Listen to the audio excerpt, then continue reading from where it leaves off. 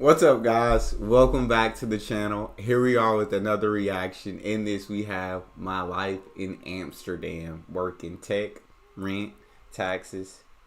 Is Amsterdam the best place ever? Is it? Before we dive in, if you guys happen to enjoy, please don't forget to smash subscribe, give the video a thumbs up, and let's see what we got. Welcome to my life in Amsterdam. I've been moving a lot internationally this past decade. First, I studied abroad. I spent a year in Shanghai and 3 years in Milan. And then I worked in Dublin for a year and a half, and more recently in Amsterdam for 3 years. Living a dream. And I have this tradition of making a recap video about my life for every country I lived in. So I have a video about my life in Shanghai, a video about my life in Milan, a video about my life in Dublin, a comparison between life in Dublin versus Amsterdam, and now it is finally time for, drumroll, my life in Amsterdam. Let's do it. Long story short, I loved it. So why did I leave and where did I go next? Watch till the end to find out. I got you. Why did I move here in the first place? So while I was working for a tech company in Dublin, which I absolutely loved and didn't really plan on leaving, I was approached by this other tech company for their Amsterdam office with a really awesome job opportunity. I had heard good things about that new company previously. I was familiar with their product and thought it was very good. I could just tell that the company was going to do very well, and career-wise, there were a lot more opportunities to grow within that company. So these were the most important factors for me when considering that move. But on top of all of that, I was also going to get a large salary increase, so it all really made sense for me. Come down to that bread. To that bread. Nah, I'd move to a large salary increase, bro. She said large. No, she didn't say just a salary increase. She said large salary. I'm up out of here. You feel me? Overall, it just sounded like a really good opportunity to go explore a different place while also advancing in my career and, as a cherry on top, making more money. I had actually never been to Amsterdam before, and I had done a bit of research while I was interviewing with that company and considering their offer, and the Netherlands sounded like an amazing place to live. Fun fact, I had actually never been to neither Amsterdam, Dublin, nor Milan prior to relocating there. I've been really just going for it. If you're curious about the visa process, it was actually super smooth and super quick. I believe it took a couple of weeks. The company that hired me used an external immigration company that handled the entire process and the documents for me. I really just needed to attend the visa appointment at the Dutch embassy in Dublin. If you're curious, I was on the highly skilled migrant visa. So I flew into Amsterdam and spent my first days there living out of a hotel while looking for an apartment. I remember that at the time, some people found it kind of weird that I just got a hotel and not a short-term apartment or an Airbnb, but it just seemed like a far more convenient and even cheaper option. I got a hotel on the outskirts of Amsterdam, so it wasn't super expensive, and an Airbnb at the time would have been like 2-3 times the price of the hotel per night. I checked, and then finding a short-term apartment sounded like too much of a hassle. I would rather put that effort towards finding my long-term accommodation than finding something short-term or risking getting something dodgy off of a Facebook group.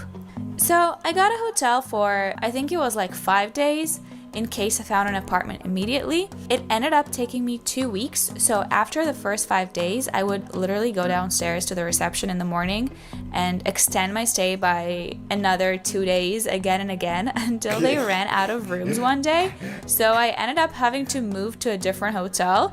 It sounds kind of chaotic, but I'm happy with how I did it. It worked for me. Well, an important thing to note is that finding an apartment in Amsterdam is super difficult. My experience was in 2019, and even back then, it took me 2 weeks and 18 viewings until I found a place. Granted, I was very picky and made my own life very difficult, but the supply wasn't amazing either. But the supply wasn't amazing either. You gotta be picky though, right? You can't just, this is an apartment you finna live in for a while. So this is something you want to be up to your standards. You want to be comfortable in. This about to be your home for a while. So completely understand the pickiness.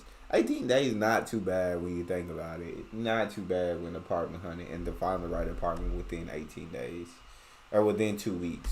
So, after a very long and exhausting search, in which at some point I honestly started panicking that I'm never gonna find a place to live, I moved into my very own apartment in Amsterdam. Let's see the apartment. I ended up living in this same apartment for the entire 3 years that I spent here, and I absolutely loved living there. It wasn't a perfect apartment by any means. There were things I didn't like about it. It was kind of dark. It was pretty badly insulated due to very old windows. However, I really had no major problems, and if something was wrong, the company that managed the apartment on behalf of the landlord fixed it right away, and they were super nice and responsive. And then the biggest selling point for me was that it was in a really amazing area. My neighborhood. I lived in a neighborhood called The Pipe. It's kind of right outside the very center of the city. If you look at the map, it's right below this semicircle, which is where the iconic canals are located. Is that an Anne Frank museum? I absolutely loved living there. It was a perfect mix of a very lively area that is also quiet and residential at the same time. It was a super convenient location, and there was a lot to do. There were a lot of local businesses, restaurants, bars, shops, as well as chain stores. It was very well connected in terms of transportation. There was a metro stop and several tram lines. I believe there were a total of 4 tram lines that passed inside the neighborhood. And then it was also within a walking distance from all the main central areas. It was like half an hour walk from Dam Square, for example. For me, 30 minutes is completely a walking distance. One of the great things about the location was that it was close enough to the signature Amsterdam places, the beautiful canals, the cute areas that are obviously very touristy, but it was in an area that tourists didn't really go to, so that was great, because Amsterdam does get very touristy, and if you live there, it gets old very quickly. I feel that. The Pipe is considered to be... I can understand, yeah. Chores starting to wear on you, starting to get on your nerves, especially in Amsterdam, where feel like definitely that's the spot so many people want to go, so many people want to visit, so many people want to take a trip to, and living there, I can imagine getting tired of all the tourists constantly coming. So yeah, I understand that, but it's the place where she lived sound perfect, right? She was connected to all the grocery store, fast food, Dam Square, so many different places. She was within walking distance of everything that was a necessity, and then stuff that was luxury. And then you didn't feel like walking. Okay, you got trams passing through. Then I know the Netherlands is a bike friendly place, so it sounds like she was in a great spot to be able to do anything she wanted, get to anywhere that she wanted without difficulty. Be pretty expensive comparing to other areas of Amsterdam, but to me personally, it was well worth it. Like I said, the area was super nice, convenient, lively, and in good proximity of anywhere I needed or wanted to go. I honestly enjoyed every single day that I lived there. If you're curious, my apartment was a 1-bedroom, 1-bathroom with a small balcony. And initially, I paid 1,500 euros per month, excluding utilities, and over time it went up to almost 1,600 per month, again excluding utilities. For 1 bed, 1 bath? Yeah, Amsterdam. I just think I ain't got the pockets to live in Amsterdam. God dang, 1 bed, 1 bath? Up to 1,600 euros? That's excluding utility?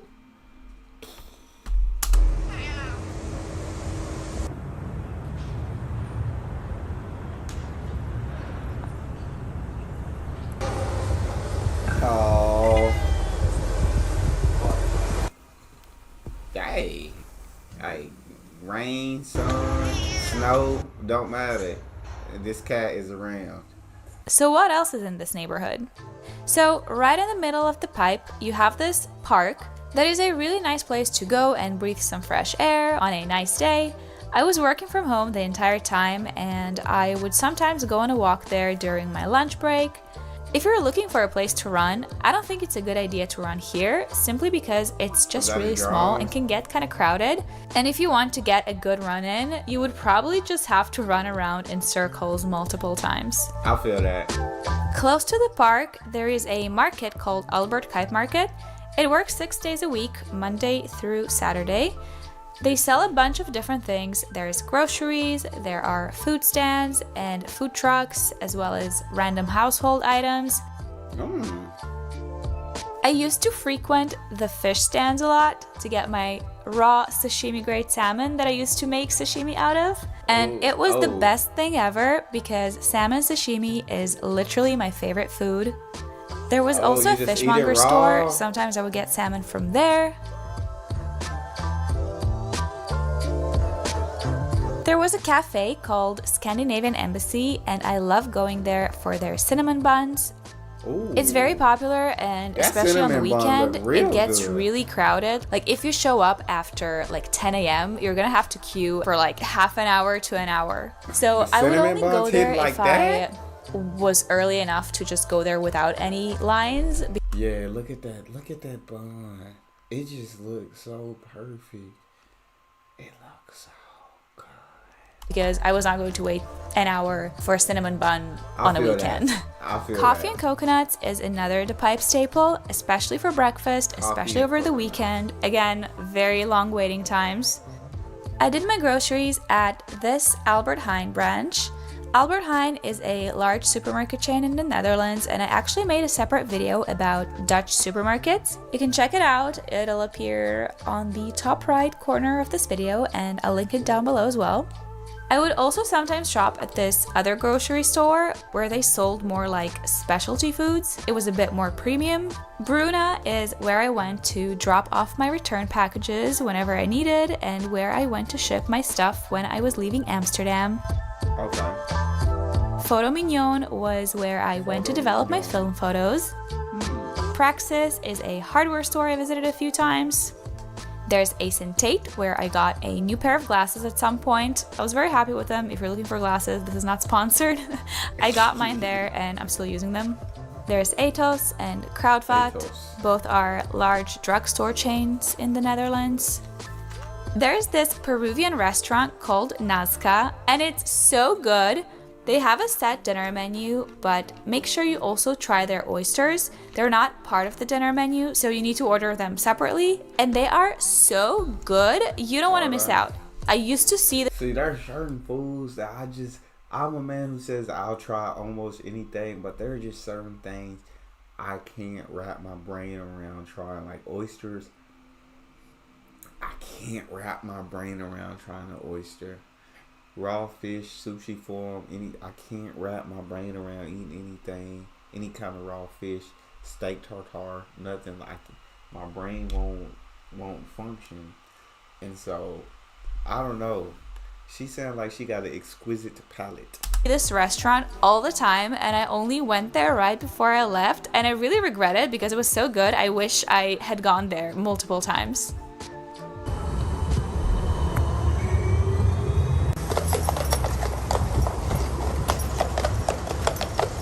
Public transportation. Amsterdam is very well connected, and public transport here is amazing. You have the metro, the tram, buses. It's pretty expensive though. A single journey ticket to anywhere within Amsterdam is valid for 1 hour and costs €3.20, and a day pass is $8.50. And of course, everyone is just biking everywhere. Yeah. To be honest, I had a bike for a day pass. I mean, $8.50 for a day pass. When you add that for, let's say, 30 days, you're looking at what? Like $255, something like that for the month. And when you think, when I think of having a car, I think of gas. I mean, literally, my car note's higher than that. First of all, on a monthly basis, and then I gotta pay insurance, which is almost the same price as that, and then I gotta pay for gas and any repairs needed. So when you think of it, yeah, $255 a month in public transport. If you paid $8.50 every day, ain't too bad. Like 10 months maybe. I used a bike subscription called Swap Feet because I didn't want to commit to a bike straight away when I moved here. And so in the 10 months I've had it, I used it maybe a handful of times. I just hated it. It was cold most of the time and it rained constantly. And most importantly, I just felt like my biking skills were just not up to speed, pun intended, with everyone else's. And it was just an unnecessarily stressful and kind of dangerous experience for me. And given that I had public transport basically at my doorstep and I lived kind of close to everywhere I needed to be, like I would walk a lot everywhere. I just never needed to bike, and I canceled my subscription and returned my bike and never looked back.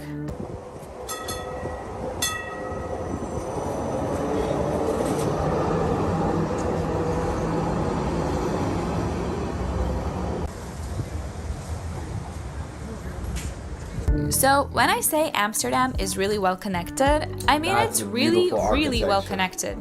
It has direct trains to a bunch of cities around Europe, including direct trains to Paris and London. I talked about this a lot, but this was literally one of my favorite things about living in Amsterdam. I was absolutely in love with the Eurostar to London and the Thalys to Paris.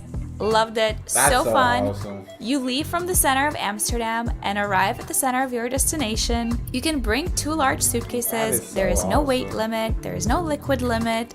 I was going back and forth between London and Amsterdam maybe a dozen times over the 3 years that I lived there, and I have only ever taken the train to get there. Working from home. Oh, that is legit incredible. I would absolutely love just to have London and Paris to have these places within train distance, public transportation distance. That would just be awesome. Like that would be super dope because I want to travel to those places. I want to travel a lot. I just my bank account saying we can't travel a lot. I moved here just before COVID, so I ended up spending almost the entire time that I lived here working from home. This was my setup. I had the laptop, 2 monitors, a docking station, a webcam, nice. And I also added a ring light at some point for my Zoom calls to have really high production value work meetings. When I first started working here, I was going to the office 5 days a week, and so my entire desk setup was at the office. And then when lockdown started and later on it was clear that we were not going to go back anytime soon, my colleagues and I were able to go back to the office and take our desk setup with us to set it up at home. That's so that's how I ended up having this setup. That is so freaking I had awesome, this gold legit. mirror that I absolutely loved. I actually DIY'd it myself from a generic IKEA mirror. I made a separate video on that. She be putting work And I in. had several plants that I loved and was so sad to leave them behind when I moved out. Language. I got asked a few times if the language barrier was a problem, given that Dutch is the language that is spoken in the Netherlands, and the answer is there was absolutely no language barrier. Although English is not an official language here, it seems that everyone, at least in Amsterdam, was fluent in English.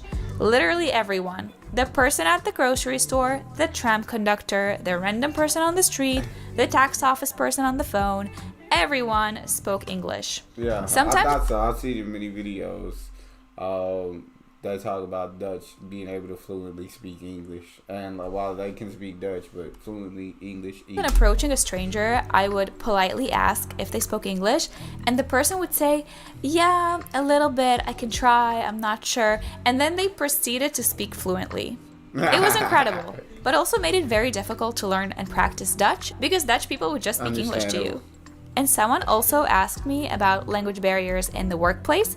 So I personally worked for an American company, so the language we spoke internally was English. So unfortunately, I cannot provide insights into what it's like to work in a predominantly Dutch environment. I would assume they would mainly speak Dutch and maybe switch to English when you're around, but I don't really Possibly. know. But if anyone watching this had that experience as an international employee at a Dutch company, please share your experience in the comments. Tax benefits. A really awesome benefit I enjoyed while living in the Netherlands was the 30% ruling tax benefit, which meant that 30% of my salary was tax-free for 5 years. If you're considering a job in the Netherlands, you should really like look into that. it to see if you meet the requirements to enjoy this benefit before you accept an offer, because there are like salary thresholds that you need to be above in order to enjoy it. Okay. That's really Weather. nice. That's really Weather nice. in the Netherlands can vary a lot. Winters are usually pretty cold but manageable. However, it does tend to be gray and rainy most of the time. It doesn't usually snow, but it did quite a lot in 2021, and it was so pretty for a few days before the snow melted. Okay. I'm not the biggest fan of snow. I'm not a big snow guy. Not a big snow guy. Oh. Spring, summer, and autumn are kind of a wild card. 2 of the summers I spent here were warm and absolutely lovely, and then one of the 3 was absolutely miserable, cold, and rainy. God dang. Dealing with the government. I guess you can't have it all. I guess it can't be amazing every time. But 2 out of 3 ain't too bad. 2 out of 3 is not too bad. So far, Amsterdam absolutely seems like an incredible place to live. It sounds like her job was absolutely phenomenal. She didn't have any trouble with language barriers. She didn't have any trouble getting around from place to place or even going to another country. It sounds like it was amazing. Netherlands is by far the most efficient, organized, and transparent place I've ever lived in. There was absolutely no bureaucracy. Everything was done online even before COVID. All the information you could possibly need regarding your rights, processes, what you need to do, everything is available online in great detail, and there was an English version of their Dutch government websites too. And if you need to, you can just call them on the phone and they will pick up pretty quickly. I was actually shocked by the short wait times, and the person talking to you will speak English too. It was amazing. Dang. No place is perfect, and I'm sure that there are problems I was just not aware of living in the Netherlands, dealing with the Dutch government. But as someone who has relocated 5 times at this point and has legally lived in 6 countries for extended periods of time, the Netherlands is a 10 out of 10 country. So why did I leave? As a rule, I don't discuss my personal life on the internet. And just, first of all, just from everything that she said, you could definitely tell it was 10 out of 10. Like, the way she explained everything, this video make you want to move to Amsterdam and move to the Netherlands. But I feel like I need to provide some context here for why I left. My long-term partner and I decided to move in together, and when looking for a city where we both could continue to thrive in our respective careers, London was the best option for the near future at least, so that's where I'm moving next. I initially was planning to move with the company I was working for in Amsterdam, and they agreed to convert my Dutch contract to a UK one if I was able to sponsor my own work visa in the UK. So that was the plan, and I was already in the process of obtaining the visa, but then... I'm about to quit my job. I am shaking. Yeah, so over the summer, I actually decided to quit and take some time off before I moved to London. To give you some context, the reason I walked away from a well-paying job where I was doing very well is that while I have experienced a lot of professional growth over the last almost 3 years with this company, and it was a wonderful place to work, I am nothing but grateful for this opportunity. I reached a point where I didn't feel challenged anymore, and it didn't seem like there was much more room for me to learn or grow there, and I just didn't want to end up stagnating. To me, if you're not moving forward, you're actually going backwards, because the world is moving very fast nowadays. This was very scary. I was going to say, I absolutely love that mindset, because I 100% agree with this, and I think a lot of people will agree with that. But going out and leaving like a well-paid job is something that a lot of us, including me, would just be afraid of. Like, I don't know. Yeah, that's crazy, but I absolutely love that. She's looking to be challenged. She's looking for a place where she can continue her growth, where she can continue to progress, where she can continue to better herself and move forward. And while the job that she had, she said was absolutely an incredible opportunity and they were absolutely amazing, she just felt like she had learned all that she could learn there. And there wasn't much more challenges left for her to face. So she decided, well, take some time off before, and I'm sure she'll find a job. It sounds like she's extremely talented in whatever she does. So it sounds like she'll take some time off and find a job that challenges her. Like, that's so cool to me. Shout out to her. I quit without a backup. I had no other job lined up. I hadn't even started seriously looking for one. And the thing is, like I said, I work in the tech industry, and while over the summer there was still no mass layoffs, but the economy was already tanking for a while. And I did have these thoughts of like, what if by the time I look for a job, there would be no jobs on the market? I know, for example, that at the time, Google had already announced that they were freezing all their hirings for the foreseeable future. So that was a risk and it was scary, but I managed my own expectations and was fully prepared to live off of my savings for however long it would take me until I started a new job. I was fortunate enough to have saved up a very comfortable amount, but it was still a risk, although a calculated one. I feel that. I love that. So my plan was to take time off to A, understand what I want for my next role and to look for a company that would be the best fit for me in the coming years, and B, to not necessarily have a plan and to simply enjoy my last weeks in Amsterdam. And that time was honestly such a vibe. I was going to the gym and the sauna, I was doing reformer Pilates regularly, I was reading, I was waking up in the morning and going filming around Amsterdam. I was making videos much more consistently. I was getting my daily lunch from the market. And most importantly, I think for the first time in my life, I allowed myself to not do anything without feeling guilty about it. And of course, in addition to all the fun stuff, my only actual obligation was to interview for a new job. I enjoyed that I had all the time to really go through the different companies and apply to the different positions and interview and meet new people through that.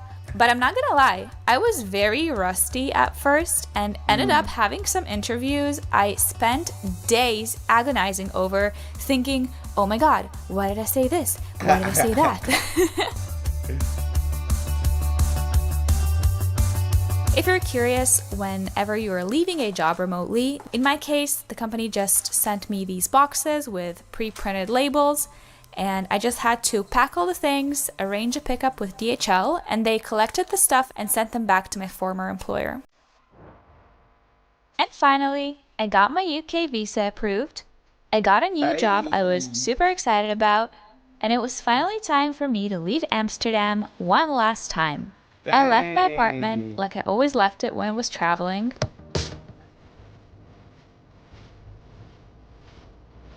I took tram 4 to the central station like I always did whenever I traveled by train.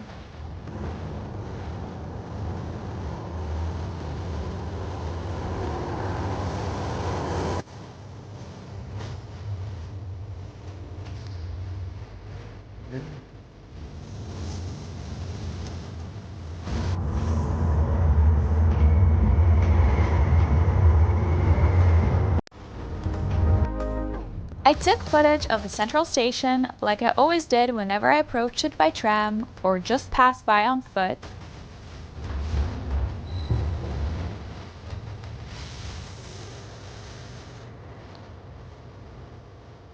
And I took the Eurostar to London like I did probably a dozen times before. But this time I was leaving this whole chapter of my life behind, and it was hard to not get sentimental, although I was excited. Me leaving Amsterdam now does not mean I didn't like it or that I'll never go back. It's just that within my current set of opportunities, London was the best option, personally and professionally. As I said, the Netherlands is a 10 out of 10 country. And if you're watching this video because you're thinking of moving there, I say go for it. Thanks for watching. See you later in London. That's so freaking awesome. I can't wait to watch her life in London. She seems like an absolutely freaking incredible person, incredibly driven and ambitious. Takes advantage of every opportunity that she has, but goes out and seeks more opportunity and seeks to continue to grow and progress and learn. And it was absolutely incredible video. I thoroughly enjoyed that. That's all we have. I hope y'all enjoyed as well. If you did, don't forget to subscribe, give the video a thumbs up, and check out the next one. I'll see y'all next time.